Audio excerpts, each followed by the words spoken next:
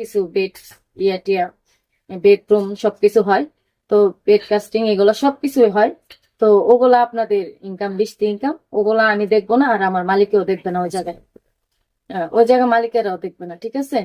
তো আপনারা ওটা ইনকাম করতে পারবেন 20 ইনকাম, এটা আপনাদের একদম একদম মানে অফার, অফার হিসাবে।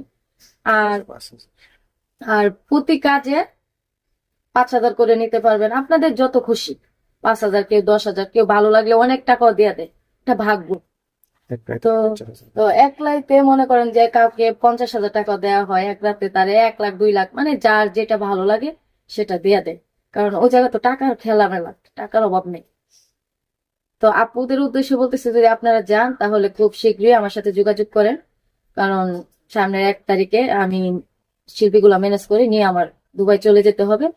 কারণ আজকে তো জানেন কত তারিখ, তো সেটা আপনাদেরকে আমি বলে দিলাম।